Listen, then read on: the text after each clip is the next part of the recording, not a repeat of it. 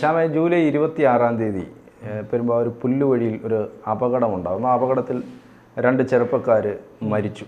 ഒന്ന് മുഹമ്മദ് ഇജാസ്, പിന്നെ ഒന്ന് ഫിയോണ ജോസ്. ഇവർ രണ്ടുമാണ്. ഒരു അപകടം ഉണ്ടാകുന്നു, 2 പേര് മരിക്കുന്നു. ഒരു യുവാവും യുവതിയുമാണ്. അതിനകത്ത് നമുക്ക് വേറെ ഒന്നും ആലോചിക്കേണ്ട കാര്യമില്ല. പക്ഷേ കാസ ആരോപിക്കുന്നത് ഇതൊരു ലവ് ജിഹാദാണ് എന്ന് കാസ രംഗത്ത് വന്നിരിക്കുകയാണ് ആരോപണവുമായിട്ട്. എന്താണ് അതിനകത്ത് യാഥാർത്ഥ്യം? കാസ ഇതിനെ വളരെ സീരിയസ് ആയിട്ട് ഈ വിഷയത്തെ അവരെടുത്തിട്ടുണ്ട്. കാര്യം അവരുടെ ഒരു രീതി അറിയാമല്ലോ. അവരുടെ വിഭാഗത്തിലെ കുട്ടികളെക്കുറിച്ച് അവർക്കെന്ത് സംഭവിച്ചാലും അതിനെക്കുറിച്ച് ആഴത്തിൽ പഠിക്കാൻ ഈ കാസ ശ്രമിക്കും. കാസയുടെ ഒരു പ്രത്യേകത അതാണ്. അവർക്കിടയിൽ തന്നെ ആ ഒരു പ്രത്യേകതയാണ് അവർ ആ ഒരു ഏരിയയിൽ എന്താണ് ഇതിൻ്റെ കണക്ക്, എന്താണ് ഇതിൻ്റെ കഥ എന്നൊക്കെ ഇവർ തപ്പിപ്പുകളയും കാസ. അപ്പോൾ കാസയുടെ ആരോപണം ഇത് ലവ് ജിഹാദാണ് എന്നാണ്. ഞാൻ ഇടയ്ക്കൂടെ ചോദിക്കുന്നത്, എന്തുകൊണ്ടാണ് കാസ ഇങ്ങനെ ആരോപിക്കുന്നത് ലവ് ജിഹാദ്? ഈ കുട്ടി ചങ്ങനാശ്ശേരി സ്വദേശിനിയാണ്. ഈ കുട്ടി കുറച്ച് നാളായിട്ടേ ഉള്ളൂ എറണാകുളത്ത് വന്നിട്ട് പിന്നെ എൻട്രൻസ് കോച്ചിങ്ങിന് വന്ന കുട്ടിയാണ്. അവിടെ ആ കല്ലൂര് ജഡ്ജസ് അവന്യൂരുള്ളയാണ് ഈ മുഹമ്മദ് ഇജാസ്. അപ്പോൾ ഇവർ 2 പേരും അവിടെ വന്നിട്ട് കുറച്ച് നാളായിട്ടുള്ളൂ. കുറച്ച് നാളെന്ന് വെച്ചാൽ ഒരു പരിചയം, ഒരു സുഹൃത്തുക്കളൊക്കെ ആവും. പക്ഷേ ഈ കുട്ടിയെ കൊണ്ട് അദ്ദേഹം പോകുന്നത് പാലക്കാട്ടേക്ക് പോകുമ്പോഴാണ്. പാലക്കാട്ടേക്ക് പോകുമ്പോഴാണ് ഇവരുടെ വണ്ടി ആ പെരുമ്പാവൂർ കുറ്റിക്കാട് ക്ഷേത്രത്തിൻ്റെ അവിടെ, ക്ഷേത്രം ഭണ്ഡാരത്തിൻ്റെ അവിടെയാണ് അപകടത്തിൽപ്പെടുന്നത്. ഇതും വണ്ടി പെരുമ്പാവൂരിലേക്ക് ലൊക്കേഷനിലേക്ക് വന്ന ലോറിയിൽ ഈ വണ്ടി ചെന്ന് ഇടിച്ച് കയറിയായിരുന്നു. ഉച്ചയ്ക്ക് 2:15 സംഭവം ഉണ്ടായത്. അപ്പോൾ പിന്നെ ഇവരുടെ ഈ പാലക്കാട് യാത്രയെക്കുറിച്ച് ഈ കുട്ടിയുടെ വീട്ടിൽ അറിയില്ല. ഈ ഫിയോണ ജോസിൻ്റെ വീട്ടിൽ ഈ കുട്ടി പാലക്കാട്ടേക്ക് പോകുന്ന കാര്യമോ ഇത്തരത്തിൽ തനിക്കൊരു സുഹൃത്തുണ്ടെന്നോ ഒന്നും ഈ കുട്ടി പറഞ്ഞിട്ടില്ല. പക്ഷേ ഈ വീട്ടിലറിയാണ്ടാണ് ഈ കുട്ടി പോയത്. അപ്പോൾ അപകടം എന്ന് പറഞ്ഞു കഴിഞ്ഞാൽ മാരകമായിട്ടുള്ള അപകടമായിട്ട് ആ വണ്ടിയുടെ അടിയിലേക്ക് ഇത് ഇടിച്ച് കയറിപ്പോയി ഈ 2 വീലർ. അപ്പോൾ MC റോഡാണ്.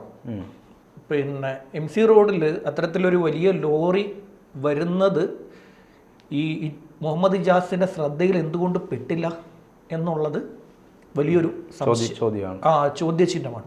ഇതിനെ പല രീതിയിൽ സംശയിക്കാം. 1, അശ്രദ്ധമായിട്ടുള്ള ഡ്രൈവിങ്. 2, അമിത വേഗത്തിൽ പോകുമ്പോൾ റോഡിൽ എതിരെ വരുന്ന വണ്ടിയിൽ നിന്ന് വാരി മാറ്റാൻ, വണ്ടിയെ പിടിച്ചു മാറ്റാൻ ഇത് സാധിച്ചു കാണില്ല. മൂന്നാമത്തെ സാധ്യതയാണ് പ്രധാനപ്പെട്ട മറ്റൊരു കാര്യം. ഇവർ തമ്മിൽ ബൈക്കിൽ വെച്ച് ഇനി തർക്കമുണ്ടായാലും ഈ അപകടം സംഭവിക്കും. ഒരു തർക്കം, അതായത് അപ്പുറം വരെ പോകാം എന്ന് പറഞ്ഞ് കയറ്റിയ ഒരു കുട്ടിയെ പാലക്കാട് വരെ കൊണ്ടുപോകുന്നു ആ കുട്ടി അറിയുമ്പോൾ ചിലപ്പോൾ ആ കുട്ടി പ്രതികരിച്ചിട്ടുണ്ടായിരിക്കാം. ഇങ്ങനെ 3 സാധ്യതകളും നമുക്ക് എടുക്കാൻ പറ്റും. ഇതിപ്പം അപ്പുറത്ത് വരെ നമുക്ക് പോയിട്ട് വരാമെന്ന് പറയുന്ന ഒരാൾ ഞാൻ പോകുന്നത് പാലക്കാട്ടേക്കാണ് എന്നൊക്കെ പറഞ്ഞു കഴിഞ്ഞാൽ ചിലപ്പോൾ അവർക്കിടയിൽ തർക്കമുണ്ടായാലും ഈ അപകടം സംഭവിക്കാം. അപ്പോൾ ഇത് വണ്ടി ഇടിച്ചു കയറി ഇത് തകർന്നു പോയി. ഈ കുട്ടിയുടെ വീട്ടിൽ അറിയില്ല. ഈ ചങ്ങനാശ്ശേരി സ്വദേശിനിയായിട്ടുള്ള ഈ പെൺകുട്ടി അവിടെ വന്നിട്ട് എറണാകുളത്ത് വന്ന് കുറച്ച് നാളായിട്ടേ ഉള്ളൂ. മാത്രമല്ല ഈ കുട്ടിക്ക് 19 വയസ്സേ ഉള്ളൂ. 19 വയസ്സേ ഉള്ളൂ. ഈ മുഹമ്മദ് ഇജാസിന് 21 വയസ്സാണ് പ്രായം.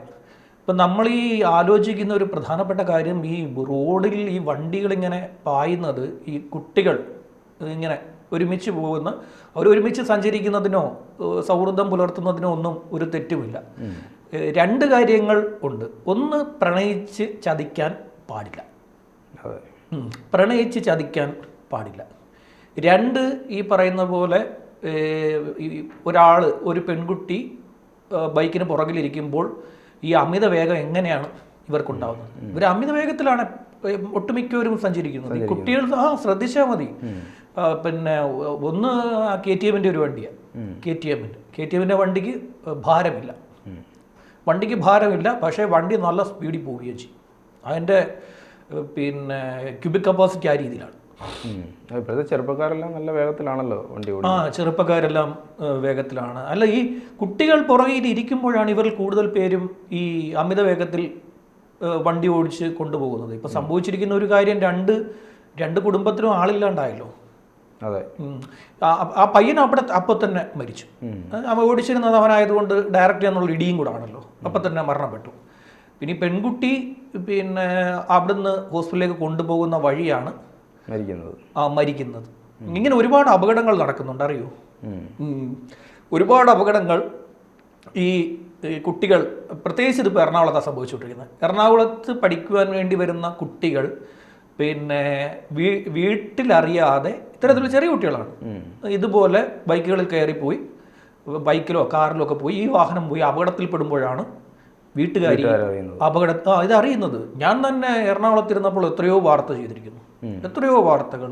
നമ്മൾ ഇത് തപ്പി പിടിച്ച് ചെല്ലുമ്പോഴത്തേക്ക് ഇത് വീട്ടിൽ അറിഞ്ഞിട്ടുണ്ട്. ഈ വീട്ടുകാർ വന്ന് നമ്മളതിൻ്റെ വിഷ്വലൊക്കെ എടുക്കാൻ വേണ്ടി ഈ ബോഡി ഇരിക്കുന്നിടത്തേക്ക് ചെല്ലുമ്പോൾ ആ വീട്ടുകാർ ഈ കുട്ടി ഇത് എങ്ങോട്ട് പോകണമെന്ന് പോലും അറിയാതെ അവരാ എന്താ പറയുക, ഞെട്ടിത്തെറിച്ച് നിൽക്കുകയാണ് നമ്മുടെ മുന്നിൽ.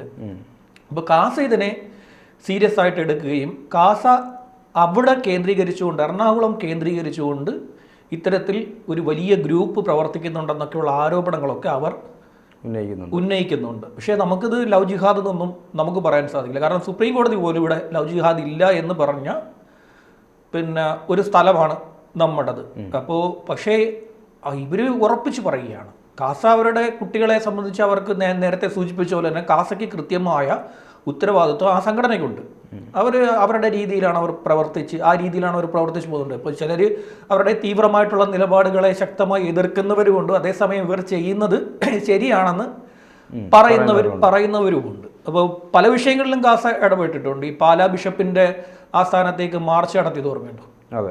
പാലാ ബിഷപ്പ് ഒരു കാര്യം ഇത് സംബന്ധിച്ചൊരു കാര്യം പറഞ്ഞ സമയത്ത് അദ്ദേഹത്തിന്റെ അവിടേക്ക് ഈ ഒരു വലിയ മാർച്ച് ഇവർ സംഘടിപ്പിച്ചു. അപ്പോൾ ഒരു സൈഡിൽ BJP അവിടെ സംഘടിച്ചു. BJP ഈ പാലാ ബിഷപ്പിന് അവർ പിന്നെ സുരക്ഷിതത്വം ഒരുക്കുമെന്ന് പറഞ്ഞ് അവരവിടെ സംഘടിച്ചു നിന്നു.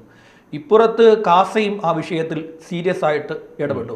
കാസ ഇടപെടുമ്പോൾ BJP ഇടപെടുന്നതിന് വ്യത്യസ്തമായിട്ടൊരു രീതിയുണ്ട്. അവർ ഈ പറയുന്ന പോലെ ഇത് അവരുടെ ഇടകയിലേക്ക് പെട്ടെന്ന് സ്പ്രെഡ് ചെയ്ത് വിടാൻ പറ്റും. മറ്റവർ അപ്പോൾ അവരുടെ മതവിഭാഗമാണല്ലോ ഇത്. അവരുടെ മതവിഭാഗമായതുകൊണ്ട് അവരുടെ മതവിഭാഗത്തിൻ്റെ കൂടെ നിൽക്കുന്ന ഒരു സംഘടന എന്നുള്ള രീതിയിൽ അവർ പറയുമ്പോൾ ഈ കമ്മ്യൂണിറ്റി അവരെ വിശ്വസിക്കും. ഇപ്പോൾ BJP-ക്കാർ പറയുമ്പോൾ അവരെ അത്രത്തോളം വിശ്വസിക്കണം എന്നില്ല. ഈ കാസയും BJP-യും ആണല്ലോ ഇവിടെ കൂടുതലും ഈ ലവ് ജിഹാദിൻ്റെ കാര്യങ്ങൾ ഉണ്ട് എന്ന് പറഞ്ഞുകൊണ്ടിരിക്കുന്നത്. കുറച്ച് നാൾ മുമ്പ് ഞാൻ ഈ പത്തനംതിട്ട പട്ടാഴിമുക്കിൽ നടന്നൊരു അപകടം റിപ്പോർട്ട് ചെയ്തിട്ടുണ്ടായിരുന്നു. അപ്പോൾ അതിൽ മരണപ്പെട്ടത് അനുജ എന്ന് പറയുന്ന ഒരു അധ്യാപികയാണ്. അപ്പോൾ ഈ അധ്യാപികയുടെ സുഹൃത്തായിട്ടുള്ള ഹാഷിമാണ് ഈ വാഹനം ഓടിച്ചിരുന്നത്. ഇപ്പോൾ ഈ അടുത്തിടയ്ക്ക് പോലീസ് അതിന്റെ റിപ്പോർട്ട് കൊണ്ടുപോയി കോടതിയിൽ കൊടുത്തു. ബസ് ജീവനക്കാരാണ് ഹാഷിം. ഹാഷിം ബസ് ജീവനക്കാരനാണ്, അനുജ അധ്യാപികയുമാണ്. അപ്പോൾ ഈ സ്ത്രീയെ ഇയാള് മറ്റൊരു വാഹനത്തിൽ നിന്ന് വിളിച്ചിറക്കി പിടിച്ച് ബലമായി ഇറക്കി കാർ കയറ്റി കൊണ്ടുപോയി. ടൂർ കഴിഞ്ഞ് വരുന്ന സമയത്ത് കൊണ്ടുപോയി. അപ്പോൾ ഈ സ്ത്രീക്ക് വേറെ കുടുംബമുണ്ട്, ഫാമിലി ഉണ്ട്, ഭർത്താവും ഉണ്ട്, ഒരു മകനുമുണ്ട്. പിന്നെ ഇദ്ദേഹത്തിനും കുടുംബം ഉണ്ടായിരുന്നു. അങ്ങനെ ഈ വണ്ടി കൊണ്ട് ചെന്ന് ഒരു ട്രക്കിൽ, ഈ പട്ടാഴിമുക്കിൽ ട്രക്കിലേക്ക് ഇടിച്ച് കയറ്റിയായിരുന്നു. അപ്പോൾ പോലീസ് ഇപ്പോൾ അതിൻ്റെ റിപ്പോർട്ട് കൊണ്ട് കൊടുത്തിരിക്കുന്നത് ഇതൊരു കൊലപാതകമാണെന്നാണ്. അതായത് ആ സ്ത്രീയെ കൊലപ്പെടുത്തിയതാണ്. ആ സ്ത്രീയെ കാറിൽ വെച്ച് അവർ തമ്മിലുണ്ടായ തർക്കത്തിനിടെ പിടിവലി ഉണ്ടായപ്പോൾ ഈ വാഹനം ചെന്ന് പിന്നെ ഇടിച്ച് ട്രക്കിൽ കയറുകയായിരുന്നെന്നാണ് പോലീസ് അതിന്റെ റിപ്പോർട്ട് കണ്ടെത്തിയിരിക്കുന്നത്. അപ്പം പ്രതിയും മരിച്ചു, ഇരയും മരിച്ചു, കേസ് അവസാനിപ്പിക്കണമെന്ന് പറഞ്ഞാണ് കോടതിയെ പോലീസ് കൊണ്ടുപോയി കൊടുത്തിരിക്കുന്നത്. അപ്പൊ അതിനെ കൂടി അടിസ്ഥാനപ്പെടുത്തിക്കൊണ്ടാണ് ഞാൻ നേരത്തെ ഒരു സംശയം പറഞ്ഞത്. അതായത് ഈ കുട്ടികൾ തമ്മിൽ ഇനി വണ്ടിയിൽ വെച്ച് തർക്കമുണ്ടാവുകയോ ഒക്കെ അതിനുള്ള സാധ്യത ഉണ്ടല്ലോ. അപ്പൊ ഞാൻ ആ സ്ത്രീ എഴുതിയൊരു കവിത, ആ അധ്യാപിക എഴുതിയൊരു കവിത, അവസാനം എഴുതിയൊരു കവിത, വികലമായ പകലുകൾ, ചുട്ടുപൊള്ളുന്ന വീതികൾ, നിഴലുകൾ വിശ്രമമില്ലാതെ സഞ്ചരിക്കുന്നു, ഒടുവിൽ എത്തിച്ചേരുന്നത് ചോരമണമുള്ള ഇരുട്ടിൽ, അവിടെ യുദ്ധം 2 പേർ മാത്രം. മുൻകൂട്ടി കണ്ടിരിക്കുന്നു ആ സ്ത്രീ. അതായത് ഈ ഒരു ബന്ധത്തിൽ പ്രശ്നമാണ് എന്ന് ആണെന്ന് മനസ്സിലാക്കിക്കൊണ്ട് ആ സ്ത്രീ പിന്തിരിയാനുള്ള ശ്രമം നടത്തിയതിന്റെ ഭാഗമായിട്ടാണ് ആ കവിത സ്ത്രീ എഴുതിയതെന്നാണ് നമുക്ക് മനസ്സിലാകുന്നത്. അപ്പം അത് 2 പേരും മരണപ്പെട്ട് പോയ കേസ്. അപ്പോൾ ഇത്തരത്തിലുള്ള ഒരുപാട് സംഭവങ്ങൾ ഉണ്ടായിക്കൊണ്ടേയിരിക്കുകയാണ്, തുടർച്ചയായി ഉണ്ടായിക്കൊണ്ടേയിരിക്കുകയാണ്. പല പല മേഖലകളിൽ ഇത്തരത്തിൽ വാഹനാപകടങ്ങൾ ഉണ്ടാകുന്നു. വാഹനാപകടങ്ങൾ ഉണ്ടായി മരണപ്പെടുമ്പോഴാണ് അതിൻ്റെ പിന്നാമ്പുറ കഥയിലേക്ക് പോകുമ്പോൾ നമ്മളൊക്കെ ഞെട്ടുന്ന കഥകളാണ് പലപ്പോഴും അറിയാൻ സാധിക്കുന്നത്. ദീർഘകാലത്തിന് ശേഷം നമ്മളിത് എന്താ ഈ വാർത്ത റിപ്പോർട്ട് ചെയ്യാൻ പോകുമ്പോൾ ചിലപ്പോൾ നമുക്കിതൊന്നും ചില വാർത്തകളിൽ ഇതൊന്നും തുറന്നു പറയാൻ പറ്റില്ല.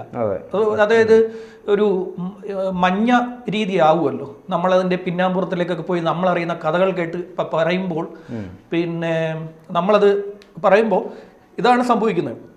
അതൊരു മഞ്ഞ നിറം വരുമല്ലോ എന്ന് വിചാരിച്ചിട്ട് നമുക്കതിനെക്കുറിച്ച് പറയാതിരിക്കും. പക്ഷേ നമ്മൾ ഈ മാധ്യമപ്രവർത്തകർ അറിയുന്നുണ്ട് ഇതിൻ്റെ പിന്നിലെ കഥ ഇന്നതാണ്, യഥാർത്ഥ കഥ ഇതാണ്. പക്ഷേ നമുക്കത് ഈ രീതി ആയതുകൊണ്ട് അത് പറയാതെ പോകുന്നു. അപ്പോൾ ഈ കുട്ടികളുടെ മരണത്തിൽ ഒട്ടനവധി സംശയങ്ങൾ നിലനിൽക്കുന്നുണ്ട്. പ്രത്യേകിച്ചും കാഫി ഒരു ഉത്തരവാദിത്തപ്പെട്ട സംഘടന ആയതുകൊണ്ട് തന്നെ അവർ പറയുമ്പോൾ അതിൽ കാര്യമില്ലാതെ അവർ അങ്ങനെ ഒരു വിഷയമെടുത്ത് അവരെടുത്തിട്ട് പറയത്തില്ല, കാര്യമില്ലാതെ പറയത്തില്ല. പിന്നെ ഞാൻ പറഞ്ഞത് ഒരു റിയാലിറ്റിയാണ്. അതായത് ഈ കൊച്ചിയിൽ ഇത് സംബന്ധിച്ചൊരു ഗ്രൂപ്പുണ്ട്. ഒരു ഗ്രൂപ്പ് ഇങ്ങനെ പ്രവർത്തിക്കുന്നുണ്ട്. ആ ഗ്രൂപ്പ് പ്രവർത്തിക്കുന്നത് ലവ് ജിഹാദാണോ അല്ലയോ എന്നൊന്നും നമുക്കതിനെക്കുറിച്ച് ഞാൻ നേരത്തെ പറഞ്ഞ പോലെ പറയാൻ പറ്റാത്തൊരു കാര്യമാണ്. പക്ഷേ ആ ഗ്രൂപ്പ് പ്രവർത്തിക്കുന്നത്, ആ ഗ്രൂപ്പ് ഈ പറയുന്ന പോലെ ഇൻസ്റ്റഗ്രാമിൽ സജീവമാണ്. ഇൻസ്റ്റഗ്രാമിൽ ആ ഗ്രൂപ്പ് സജീവമാണ്. മുൻപ് അതിൻ്റെ പേര് മില്യത്ത് എന്നായിരുന്നു. മില്യത്ത് എന്നുള്ള പേരിലായിരുന്നു മുൻപ് അത് അറിയപ്പെട്ടിരുന്നത്. അപ്പം ഞാൻ മില്യത്ത് എന്നുള്ള ഗ്രൂപ്പിൽ ഇപ്പം നമ്മൾ ഈ സ്റ്റേറ്റ് സ്പെഷ്യൽ ബ്രാഞ്ച് ഇതിനെക്കുറിച്ചൊക്കെ വളരെ വലിയ അന്വേഷണം നടത്തിയപ്പോൾ അവർ ആ ഗ്രൂപ്പിൻ്റെ പേര് മാറ്റിയിട്ടുണ്ട്. പക്ഷെ ഇപ്പോഴത്തെ ഗ്രൂപ്പിൻ്റെ പേരെന്താണെന്ന് ഇത് പുറത്തു വന്നിട്ടില്ല. പക്ഷേ കുട്ടികൾക്ക് അറിയായിരിക്കും ഏതാ, ഈ പെൺകുട്ടികൾക്ക് അവിടെ പോയി ഈ ഗ്രൂപ്പിൻ്റെ വലയിൽ പെട്ടുപോകുന്ന കുട്ടികൾക്ക് ഇത് അറിയാൻ പറ്റും പിന്നീട്. അത് ഞാനിത് ഈ മില്യത്തും ഷഹീൻ ഫോഴ്സും ഒക്കെ കണ്ടുപിടിച്ചത് ഒരുപാട് വർഷങ്ങൾക്ക് മുമ്പ് പിന്നെ മറ്റൊരു കുട്ടിയുടെ മരണത്തിൽ നിന്നാണ്. മഹാരാജാസിൽ മരണപ്പെട്ട പറഞ്ഞിട്ടുള്ള ഒരു കഥയാണ്. ആ ഒരു ഇതിൽ നിന്നാണ് ഞാൻ ഈ മില്യത്തിനെയും ഷഹീൻ ഫോഴ്സിനെയും ഒക്കെ ഗ്രൂപ്പുകളെ ഐഡന്റിഫൈ ചെയ്തത്. പക്ഷെ ഇപ്പോൾ ഒരു ഈ അന്വേഷണം വരുമ്പോൾ ഒരു പേര് മാറ്റിക്കൊണ്ട് പോക്കളെ. ഇപ്പം എന്തായാലും രണ്ട് കുടുംബങ്ങൾക്ക് ആളില്ലാതായി. ഒരു അമ്മയും അച്ഛനും ഒന്ന് ആലോചിച്ച് നോക്ക്.